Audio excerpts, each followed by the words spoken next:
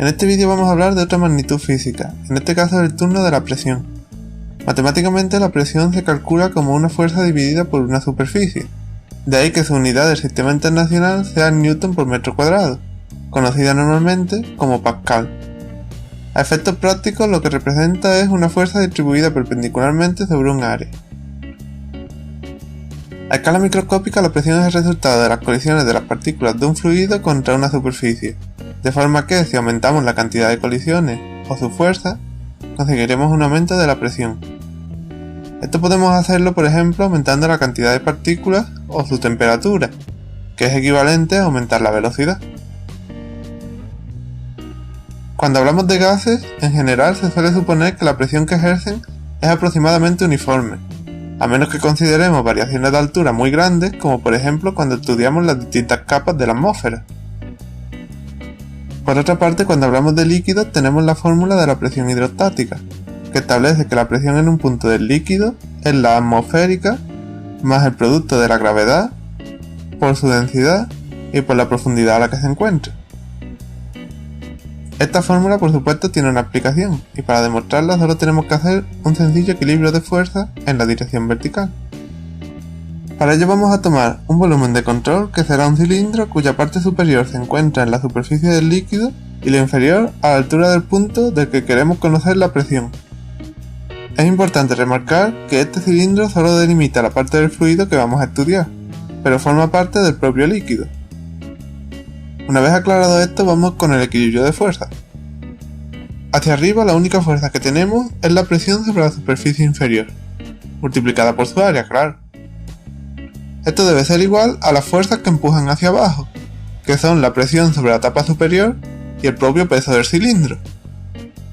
Por su parte, el peso del cilindro se calcula como la aceleración de la gravedad multiplicada por su masa, que a su vez se calcula como la densidad del líquido por su volumen. Perfecto. Ya solo nos falta simplificar y así obtenemos la fórmula que vimos al principio. Ahora que sabemos esto, vamos a usarlo para hacer un experimento. Veremos cuál es la altura máxima desde la que podemos beber usando una cañita muy larga. Para ello vamos a suponer que hemos sorbido con fuerza suficiente para que toda la cañita esté llena de líquido. Según la fórmula que acabamos de ver, la presión en la parte inferior será la presión de nuestra boca más la gravedad por la densidad del líquido y por la longitud de la cañita. Por otra parte, como el vaso está abierto, tenemos que esta presión tiene que ser igual a la atmosférica. Sustituyendo ahora la densidad del agua, una presión atmosférica típica, y suponiendo que tuviéramos una capacidad pulmonar para hacer un vacío perfecto, tenemos que la altura máxima a la que podemos subir el líquido es de unos 10 metros, o lo que es lo mismo, entre un tercer y un cuarto piso aproximadamente. Pero este experimento no es solo una curiosidad, sino que es algo que hay que tener en cuenta, por ejemplo, para diseñar un sistema de bombeo de agua, porque ni la bomba más potente del mundo será capaz de succionar agua a más altura de la que acabamos de calcular.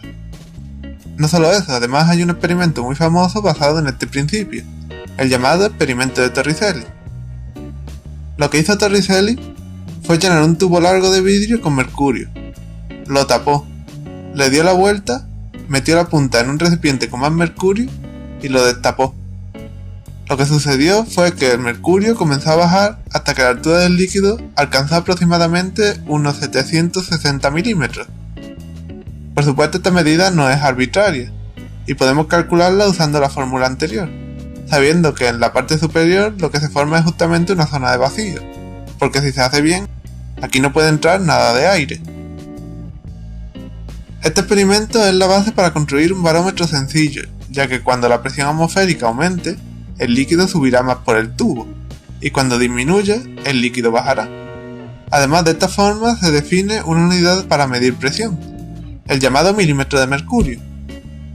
A pesar de no pertenecer al sistema internacional, los milímetros de mercurio siguen siendo bastante habituales en determinadas ramas de la ciencia, y en concreto es la que se usan en medicina para medir la presión sanguínea. Y bueno, si te ha gustado este vídeo puedes pasarte por el canal para ver más vídeos de ciencia y también puedes buscarnos en las redes sociales. Un saludo y hasta la próxima.